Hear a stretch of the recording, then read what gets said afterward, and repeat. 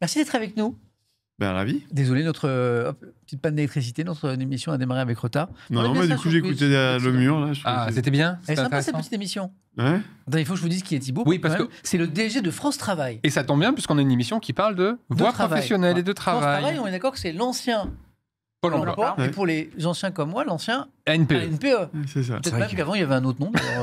Le ministère de je sais pas quoi. Il doit y avoir un nom. Donc Thibaut, merci d'être avec nous. Merci aussi à Ludo, parce que c'est Ludo qui va vous poser des questions. Et merci au chat, parce que le chat, évidemment, on va vous mettre à contribution toutes les questions que vous posez sur les questions qu'on va évoquer là et les thèmes. Allez-y, je vous lis et on les posera également à Thibaut. C'est ça, parce que l'intérêt, évidemment, c'était ça. On a une émission qui parle du monde du travail. Oh, pardon, attendez.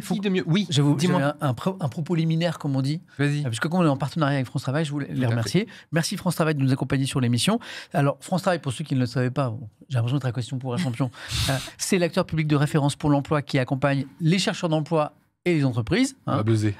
Si vous êtes en réflexion sur votre avenir pro, il vous propose plein d'outils, de conseils et d'accompagnement pour vous aider à avancer. Évidemment, on vous a mis un lien dans le chat pour vous, pour avoir toutes les infos. Et donc maintenant, on va pouvoir interroger notre invité. Tout à fait. Merci pour ce beau préambule. Oh, c'était parfait. Voilà. Effectivement, Thibaut, déjà, nous, on se connaît, puisque en vrai, on a déjà passé 2 journées ensemble pour faire une vidéo sur ma chaîne aussi. Et oui, petite intimité, tous les deux, où justement, on a passé 2 jours pour faire une vidéo ensemble sur votre métier et aussi parler de... Elle est publiée ? Elle est publiée, oui, elle déjà est publique sur ma chaîne, tout à fait. Ouais, Parfois, elle est à venir. Non, là, elle est déjà publiée. C'est pour ça aussi que je suis content de vous recevoir dans l'émission, parce que on fait une émission qui parle de travail, comme sur ma chaîne YouTube aussi. Donc, effectivement, toutes les questions, on va dire, très généralistes sur le monde du travail, vous pouvez y répondre. C'est ça qui est bien. Le chat aussi, n'hésitez pas, justement. Samuel prendra vos questions. Je suis dessus, ça, c'est aussi très important. Noté une ou deux. Mais sur la première question, on parlait de génération Z, la Gen Z. Elle est fortement impactée par le chômage aujourd'hui. Sur 2023, les chiffres ont explosé avec 17,2% de taux de chômage chez les 15-24 ans. Comment ça s'explique, un chômage pareil dans les nouvelles générations, et quelles sont les solutions qui seraient envisagées justement par France Travail pour remédier à ça? C'est vrai qu'en France, on est un pays qui se distingue pas mal par le fait que les jeunes, et c'est vrai aussi d'ailleurs des plus de 55 ans après derrière des seniors, c'est vraiment les deux catégories qui ont le plus de difficultés à accéder ou à revenir dans l'emploi. Maintenant, peut-être, si vous parlez des 17%, c'est vrai que ça a remonté un petit peu, mais on était à 25% en 2020. Okay. Moi, j'ai porté un jeune une solution, donc on a quand même travaillé sur l'apprentissage. Dans les solutions, quand même, on était quand même un peu les derniers de la classe sur l'apprentissage. On est passé de moins de 300 000 à cette année, on est à 890 000 apprentis quand même. Et ça, c'est quand même quelque chose qui a eu un énorme effet sur l'accès à l'emploi des jeunes. Il était question à un moment de baisser les crédits parce que c'est beaucoup de succès, mais ça a aussi un coût. Il est même pas question, ça a été fait. Oui, mais c'est d'actualité. Il y avait des inquiétudes dans le monde de l'apprentissage, vous savez, de baisser les crédits consacrés à l'apprentissage malgré le succès. Pas parce que ça marchait pas, mais parce que ça coûtait. Non, mais en fait, en 2020, moi, il se trouve qu'à l'époque, j'étais au ministère du Travail, j'étais avec Elisabeth Borne et on sortait du Covid. Et en fait, à chaque fois qu'il y a une crise, qui sont ceux qui payent les pots cassés? C'est les précaires. Parce que forcément, avant de licencier, c'est déjà tous les CDD, les intérims là, dont vous parliez qui sont les premiers à sortir du jeu. Ouais. Et les jeunes qui, eux, n'arrivent pas à rentrer parce que ça ne recrute pas. Et en 2008, c'était 30% de chômage, ça avait explosé. Et du coup, là, le choix qu'on a fait en 2020, en sortie du Covid, c'est de dire vaut mieux investir dans la génération maintenant, leur permettre de rentrer dans le marché du travail parce que sinon, on va le payer très cher. Et après, les jeunes qui galèrent au début, c'est beaucoup plus compliqué ensuite après pour récupérer la chose. Et donc c'est là où en fait on a investi dans les aides à l'apprentissage. Effectivement, on a dit comme les entreprises n'avaient pas la visibilité, sortie de Covid, ça ouvre, ça ferme, etc. On a dit, là, on va mobiliser des moyens de la nation. C'est quand même 6,7 milliards d'euros comme à l'époque, et notamment sur l'apprentissage, pour dire aux entreprises, écoutez, recruter les jeunes, nous on va vous aider, mais comme ça vous allez les former pour que quand ça redémarre, les jeunes soient insérés, il y ait des compétences et qu'on puisse repartir de l'avant. Donc c'est vrai que les aides, je crois que c'est 8 000 et 5 000 euros. Ensuite, ça a été mis à 6 000 € pour tout le monde. Et là, depuis le 1er janvier, c'est en gros pour les grandes entreprises, ça a baissé encore l'aide. Mais la dynamique de l'apprentissage, elle est quand même lancée. Là-dessus, il faut faire attention à ne pas la casser. C'est pas qu'une question d'aide. L'aide, c'était une incitation. Mais il y a un moment donné, en fait, aussi, c'est un bon investissement pour les entreprises que de recruter des apprentis. Il faut à elles aussi à se mettre. Ben voilà, c'est ça. Ça peut pas être non plus que les aides de l'État qui font le marché du travail. Et donc ça, c'est un premier élément de réponse. Le deuxième sur lequel on n'est pas bon, on était même dernier de la classe européenne, c'est ce qu'on appelle les NEET, c'est-à-dire les jeunes qui sont sans emploi, sans formation, sans études. Et donc là, vous pouvez aussi vite vous retrouver avec vraiment des jeunes en galère assez longtemps. Et donc là, on a mis en place le contrat d'engagement jeune. Donc on en a à France Travail main dans la main avec les missions locales. C'est 300 000 jeunes l'année dernière. L'idée, c'était quoi? C'était d'abord une petite allocation. Parce qu'en fait, pour pouvoir préparer son avenir, si on a vraiment des grosses difficultés de revenus, donc c'est pas Byzance, hein, c'est 500 € par mois, mais ça fait quand même la différence pour pouvoir avoir un petit peu de temps pour pouvoir se poser, réfléchir à son projet, etc. 2, c'est un coach à France Travail, aux missions locales. Quand je dis un coach, c'est que c'est pas 500 personnes à suivre, mais il a juste 50 jeunes à suivre, donc il peut, on se connaît, on prend le temps, on se voit régulièrement, etc. là-dessus. 3, une appli.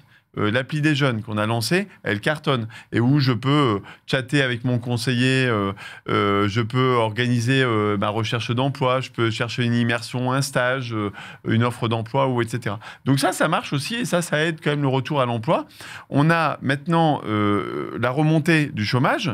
On sent que c'est plus tendu. Là, en ce moment, c'est quand même une période qui est quand même un petit peu plus compliquée. Ouais. Et donc, par définition, vous regardez, c'est les jeunes pour qui c'est plus compliqué. C'est les personnes en situation de handicap, c'est les personnes pour qui c'est un petit peu plus compliqué de rentrer sur le marché du travail. Et c'est là où il faut qu'on se mobilise. On se souvient, c'est une question dans le chat qui est posée à ce propos de Mick 1329 sur le plein emploi. On se souvient que le président Macron, à une époque où justement il y avait moins de tension sur le marché de l'emploi, il avait annoncé cet objectif d'arriver au plein emploi en France. Est-ce que c'est possible déjà? C'est possible, juste ça? Parce que d'une manière générale, le plein emploi, c'est envisagé. Oui. Alors tout dépend de ce qu'on entend par plein emploi, quelle définition donne du plein emploi. Tout le monde est du travail. Non, justement, parce qu'il y a des résistances structurelles dans l'économie qui fait que le plein emploi, ça n'est pas l'absence de chômage. Bah oui. C'est un chômage réduit, par exemple en France à 4 ou 5%, parce qu'il y a des résistances structurelles, par exemple. Ça oui, bien sûr. Voilà, mais c'est pas zéro, quoi. Oui. Et moi, je vais vous dire un truc. Je vais lancer un débat là. Le taux de chômage, je pense que c'est pas un bon indicateur. Non. Bah non. Bon. D'ailleurs, si vous prenez... on prend quoi alors comme indicateur on va y venir, mais si vous prenez, en fait... parce que le taux de chômage, ça mesure en fait les personnes qui sont en recherche active d'emploi. Et donc, d'ailleurs, plus le chômage baisse, plus on va mobiliser et proposer en fait des options aux personnes et plus elles vont se remettre en dynamique de recherche d'emploi. Ce qui fait que vous pouvez avoir le chômage qui augmente, par exemple, pour les jeunes. Ça a été le cas début 2024. On commence à dire le chômage des jeunes remonte. Mais moi, ce que j'aime bien, c'est le taux d'emploi. C'est-à-dire la part, ce que vous avez dit tout à l'heure, là, sur la part des jeunes qui travaillent. En France, on est passé d'un taux d'emploi en moyenne de 63% à 69%. C'est-à-dire pour les 15-64 ans, il y a 69% des personnes qui travaillent. Et donc, c'est ça qui est intéressant. Les Allemands, eux, ils sont à 76%. En Hollande, les Danois, etc., ils sont à 80%. Et donc, en fait, ce qu'il faut, c'est plutôt regarder vraiment les vraies opportunités, comment on augmente le nombre de personnes qui accèdent à un travail. Alors, après, est-ce que c'est 75%? Est-ce que c'est 78%? Est-ce que c'est 80%? En tout cas, ce qui est sûr, c'est que nous, à 69%, c'est pas assez. Le taux d'emploi des jeunes, il est vraiment bas et du coup, ça se traduit quand même dans les chiffres, les 17%. Il faut regarder un peu dans le détail parce qu'un diplômé Bac+5, il n'est pas à 17%. En fait, il y a des énormes écarts. Il y a des écarts de 1 à 6 entre le diplômé du supérieur et celui qui sort des études, qui sort du système scolaire sans diplôme. Si vous habitez dans un quartier prioritaire, là, boum, c'est x2, x3. Et donc, c'est pour ça que c'est ça qui est l'enjeu aussi de France Travail et puis des acteurs, c'est pas de tirer des grands chiffres comme ça, mais ensuite d'avoir une vision un petit peu ciblée. Et donc il faut qu'on investisse dans la compétence, dans la qualification et dans l'accompagnement des jeunes. Et moi je crois beaucoup à l'alternance et à toutes les formes de formation en situation de travail, de recrutement sans CV. D'ailleurs, vous étiez à Romorantin à France Travail. On était ensemble, oui. Nous, on a envie de mettre un petit peu de côté quand même le CV, les compétences, etc. D'autant plus que si c'est pour dire aux jeunes, vous n'avez pas assez d'expérience, c'est super. On ne recrute pas sur le CV, mais plus sur la personnalité des gens et ce qu'ils ont apporté, c'est ça. C'est ça. Et donc ça, c'est des solutions très concrètes. Par exemple, les compétences, c'est pas l'expérience. On invite, moi je crois beaucoup au sport. On invite, alors là, c'était que des femmes, c'est la journée de la femme, mais on en a fait 500 opérations comme ça l'année dernière. C'est quoi? On invite une centaine de demandeurs d'emploi en moyenne. Une quinzaine de recruteurs, personne ne sait qui est qui. Ils sont en short ou en jogging dans un gymnase, ils vont faire du sport. T'entends un coup c'est le rugby, un coup c'est le foot. Et concrètement, il se passe des choses après concrètement, donc ça c'est 1h30, 2 heures de sport. Ouais. Ensuite, un petit gueuleton quand même à midi pour la convivialité, etc. Et à 13h45, on lève les masques. Et pendant l'après-midi, il y a un job dating. 63% de taux de retour à l'emploi. Et en fait, pourquoi? Parce que ça casse un peu les repères, les stéréotypes, les préjugés, etc. Mais ça, on le fait. Il faut aussi on développe beaucoup les immersions. Allez regarder sur Immersion Facilité, franchement, c'est hyper simple. Alors ça, on en parlait, c'est hyper... Pardon, je vous coupe, mais effectivement, c'est hyper intéressant. Juste un mot, parce que je ne voudrais pas que certains dans le chat se sentent frustrés. Il y a aussi beaucoup de gens qui sont en situation de recherche d'emploi et qui nous posent des questions par rapport à leur situation individuelle. Okay. Et on en a parlé ensemble en préparant cette émission. Je parle notamment pour Stélio Contos qui me dit « Quelle solution offre vraiment France Travail? Je suis au chômage depuis 2 mois, je suis licencié pour raisons économiques après 13 ans de boîte. » Donc il s'interroge sur ce qu'il doit faire aujourd'hui. Stélio Contos, n'hésite pas à m'écrire en DM sur Twitch. Donne-moi tes coordonnées, prénom, nom, email.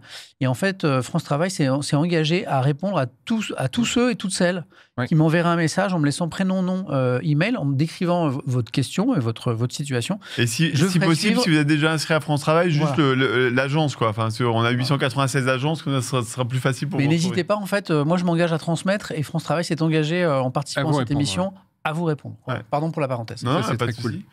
Mais oui, non, effectivement, on parlait de ce principe-là aussi, c'est de pouvoir faire finalement un peu comme moi, comme je fais dans mes vidéos, c'est-à-dire de faire des stages d'une journée, en gros, pour tester les métiers. C'est ça que... C'est ça, les immersions. Les immersions, ça fait partie de la boîte à outils à France Travail, d'ailleurs, que monsieur pourrait utiliser, parce que moi, j'observe un truc aussi, c'est que, et c'est vrai des jeunes, mais de tout le monde, en fait, on n'imagine pas le nombre de métiers qui existent et qu'en fait, les gens pourraient exercer. On se met des barrières. Ah, mais j'ai toujours été comptable, donc il faut que je reste comptable. Ben non, y a plein d'autres métiers sur lesquels, si tu as envie de rester comptable et que c'est ta passion, la comptabilité, pas de problème. Mais des métiers que tu pourrais exercer, ils sont beaucoup plus nombreux. Après, il faut les connaître. Et oui, voilà. Et il faut les connaître. Donc, du coup. Il faut aller voir ma chaîne. Ou MVP, parce que c'est Ou MVP, bien sûr. MVP, on fait découvrir. Non, mais c'est vrai que ça y participe énormément. Il faut en fait qu'on ouvre un petit peu les chakras et le champ des possibles là-dessus. C'est d'ailleurs un sujet sur lequel on fait déjà, nous, beaucoup de choses, mais on pourrait encore continuer de s'améliorer. En fait, on a par exemple des outils pour partir des appétences des gens, enfin, ce qu'ils aiment bien faire, ce qu'ils ont déjà fait dans la vie. Parfois, ils ignorent aussi les compétences qu'ils ont développées juste parce que ils se sont occupés d'un proche, parce que ils ont une activité associative, le sport, il y a toutes les compétences de ce qu'on appelle les soft skills. Et en fait, on vit maintenant dans un monde où avant on faisait 1, 2, 3 boulots dans une même vie. Là, maintenant, la compétence, elle durait 30 ans. Il y a 30 ans, une compétence, ça valait 30 ans. Aujourd'hui, c'est 2 à 3 ans. Donc, en fait, maintenant, c'est tout au long de la vie qu'il faut bouger. Exactement. Et donc, ce qui est intéressant, c'est plutôt les soft skills, c'est-à-dire la capacité à s'organiser, à apprendre, à s'adapter, à travailler en équipe. Et c'est en fonction de ça qu'on va dire... Voilà quels sont tous les métiers que tu pourrais faire. Ça, c'est la première chose. Et ensuite, les immersions, les stages, ça, c'est tu as envie d'être... pourquoi pas calorifugeur dans le nucléaire, j'en sais rien, ou maroquinier pour la haute couture. Et ben, le meilleur moyen, c'est de tester. Et nous, on propose des immersions pour ça. Ludo, il nous reste le temps d'une question, mon Ludo. J'ai le temps d'une seule question. On va prendre une question qui est liée peut-être avec le thème de l'émission parce que du coup on parlait justement sur le CDI. Est-ce que c'est encore le Graal? Est-ce que les nouvelles générations, est-ce qu'elles peuvent croire encore au CDI ou alors justement lui il tend aussi à disparaître pas que parce que la société l'a choisi, mais aussi les entreprises, elles, est-ce qu'elles ont tendance à toujours autant embaucher en CDI? Non, mais d'ailleurs, je vous ai entendu ressortir tous les chiffres, donc maintenant tout le monde est au courant, mais ça tend pas spécialement à disparaître le CDI. Et d'ailleurs, avec la baisse du chômage, parce qu'on est quand même passé, on l'oublie, hein, mais on était à plus de 10%, et enfin moi je fais partie d'une génération où on a été abonné aux 10% de chômage tout le temps. Bon, là on est à 7%. Forcément, quand il y a plus de tension, il y a eu plus de recrutement. La part des recrutements CDI a plutôt eu tendance à augmenter et celle des CDD courts a diminué un petit peu. En revanche, il y a plein de façons. Vous avez parlé aussi de la création d'entreprise. Mais vous disiez, mais il y a un jeune sur deux qui a envie de créer son entreprise. OK. Est-ce qu'il y a un jeune sur deux qui va créer son entreprise? Non. Et c'est pas grave.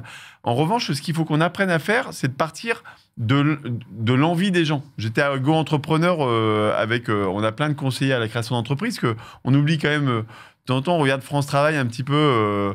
On est le premier business angel de France. Hein. C'est nous qui accompagnons les créateurs d'entreprises. Il y en a 790 000 à l'heure où je vous parle qui sont inscrits à France Travail. Et on les aide avec... il y a quelqu'un dans le chat qui en parlait, qui était dans cette situation-là, qui a créé son entreprise grâce à France Travail et qui lui disait... J'en parle après. Voilà, okay. Alors du coup, on va pas tirer trop le fil. Mais du coup, ce que je veux dire, c'est qu'il faut pas caricaturer. En fait, il y a des choses qui correspondent à chacun. Il y en a, ils sont faits où ils ont envie d'être à leur compte. Et donc, ils vont se monter en auto-entrepreneur ou ils vont monter leur... Super. Il y en a, ils vont avoir besoin de sécurité à un moment donné. CDI, d'ailleurs, vous l'avez dit, de temps en temps, c'est pratique quand même si vous voulez vous installer, trouver un crédit ou etc. Et puis d'autres qui vont dire, moi, pour le moment, l'intérim, en plus de ça, j'ai les 10% de prime de précarité, j'ai un sentiment de liberté, je passe d'un boulot à un autre, etc. Mais tout ça, en plus de ça, ça bouge en fonction des périodes de la vie. Et donc, ce qui est important, et c'est là tout l'enjeu aussi de France Travail, c'est d'être capable de s'adapter à ces évolutions très rapides de la société sur les attentes des uns et des autres. Mais justement, parce que les gens, je pense, quand ils pensent France Travail, ils ont peur peut-être aussi d'être mis dans des cases. À France Travail, ça se passe pas comme ça. C'est-à-dire, moi, je suis Ludo, parce qu'après on a la bourre. Non, mais vas-y. Mais en gros, est-ce que les gens qui s'inscrivent à France Travail, ils n'ont pas peur aujourd'hui de se dire parce que je m'inscris, on va me catégoriser dans ce secteur-là et je ne vais pas pouvoir évoluer? Comment ça se passe concrètement, ça?